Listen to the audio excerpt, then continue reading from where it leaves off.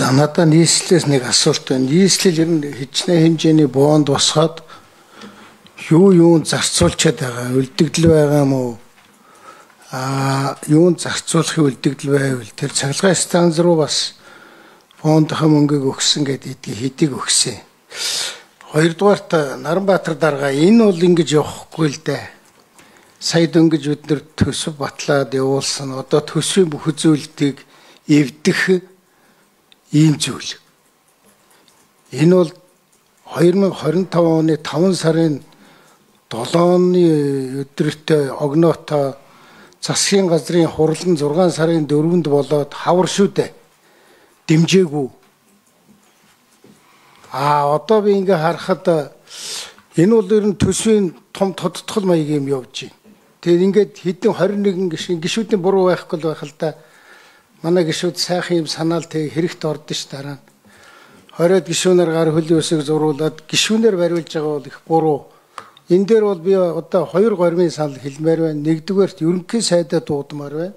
Сангийн сайдаа дуудмаар байна. Тэр нийслэлийн дарга дуудмаар байна. Эсвэл та нар түрүүн Батчаргал гишүүн яриад Батчаргал гишүүн бишээ даргуулсан шүү дээ. Бүлгийн даргуулсан. Бүлэг дээр нэг яриач. Энэ их ноцтой шүү. Их хурл одоо ингэж ажил хийх юм бол энэ хулгай хийж байгаа л хэлбэр юм болж байна. Хуулийн нэр нь бол гадаадын зээлийн ашиглалт үр ашиг нэмэгдүүлэх тухай биш гэж байгаа. Угтуул гадаадын зээлийн ашиглалтыг нэмэгдүүлээ, үр ашигыг нь бол нэмэгдүүлэх тухай ойлголт байхгүй. Төсвийн маш олон заалтууд бол зөрчилдөж байна. Та нарт энэ засгийн газрын 6 сарын 4-ний өдрийн хуралдааны тэмдэглэл байна уу эрхэм гишүүдээ энийг уншаач. Тэгээ энэс өөрөөр ингээд сүүлд нь өөрчлөлтсөн бол тэгвэл тэр цаас чинь хаана байгаа? Энэ сангийн яам бид нар дэмжээд байна гэж байгаа. Та нар энэ засгийн газрын хурал дээр дэмжээгүй л байна л да. Манай ийм олон үзүүлэлт ингээд эвдэрнэ гэлж. Тэгэхээр нэг арга хайвал яасан. Би бол өнөөдөр энэ байдлаараа үргэлжлүүл маш ноцтой өр дагаварт хүргэн. Өмнөх тэрний өмнөх 20 оны хаана хизээч хүлээд нэг төсөв батлаад төсөв батлагдангууд хойноос нь жорлон барин 100 тэрбумыг Эрдэнэ төвлөрөөс гаргана гэл ингээл төсвөө эвдчихсэн. Одоо бол бүр хэдэн зуун тэрбумаар нэвдэх. Ийм л үр дагавар л очиод байгаа юм л да. Та нар маань тэгээд ухаантай улсууд байна жаа яриад зөв шийдэл хиймээр хууль зөрчиж болохгүй. Ер нь алтан шагаа ийм төсөв мөнгө гадаадын зээлээр их хурлын гишүүд ч гэсэн хуулийн төсөл өргөн байх хэрэггүй байх. Энэ дээр үед хаацсан юм л да би сайн мэдэхгүй байна. Ийм ингээд нэг жах улс орноо бодоод энэ хүн ардынхаа ах хэмжиргааг удаад энэ төслийг чи явуулахгүй. 1 минут нэмий. Хоёр дахь нь хинээс асууж газрын тос. Газрын тосны хөл дээр байхгүй гэж ер нь ямар дураахан хизээ ярьсан. Хизээч яриаггүй. Хурдан барьяач л гэж шаардсан. Тэ одоо яага босдгүй наадах чи.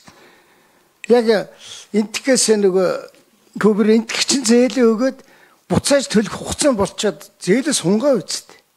Чин цэвэр манай засгийн газар гэдэг юм уу хариуцж байгаа хүмүүсийн дэндүү хариуцлагагүй, дэндүү сэтгэлгүй, дэндүү хүнийсэг л одоо нэг ийм л хонцой сэтгэлгээр ханддаг хүмүүс юм гэж.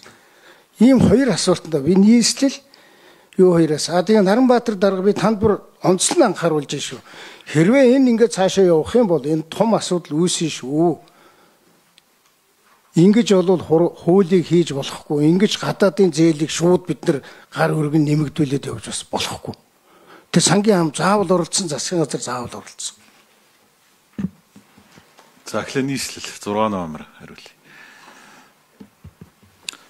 Алтан уяг гишүүний асуултанд хариулъя. Засаг дарга 1-р орлогч даваадлаа. За нийслэлээс ямар бондууд гарсан, юун зарцуулах зүйлдэгдэл байна гэсэн асуулт асуусан. За 2024 онд 3 бонд ирэх авсан 201, 264, 265 дугаар тогтоолоор 3 бондих. За эхнийх нь 2024 оны 201 дугаар тогтоолоор 500 тэрбум төгрөгийн дотоод бонд босгож бөөрөлжүүдийн цахилгаан станцад 300 тэрбумыг дамжуулан зээлээр хөрөнгө оруулалтын менежментийн корпорацаар 200 тэрбумыг бол Улаанбаатар хотын зам засвар бүтээн байгуулалтуудын ажилд бол ашигласан. Энэ зээлийг бол дамжуулан зээлээд иргэн төлөлтүүд нь хийгдээд бол ингээд явж байгаа. За 2025 оны 6 сарын 25-нд бол иргэн төлөөд бол дууссан байна. За 2024 онд дараагийн босгосон 500 сая ам долларын сэлбийн бондоос 302 тэрбумын гүйцэтгэл энэ жил гарцсан. Бусдууд нь бол дотоод системийн банкуудад бол ингээд хадгалагдаад үлдэгдэл хэлбэрээр бол байж байгаа. 2004 ярьсан 2026 онд бол гүйцэтгэл 65% төргөж бид нар 850 тэрбумыг бол гаргана гэсэн юм тооцоололттой ажиллаж байна.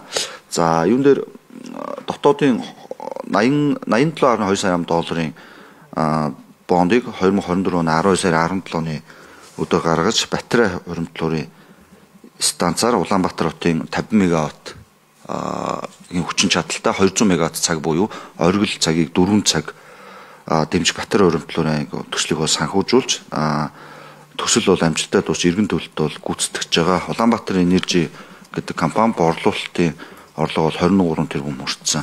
Ингээд явж байна. За баярлалаа.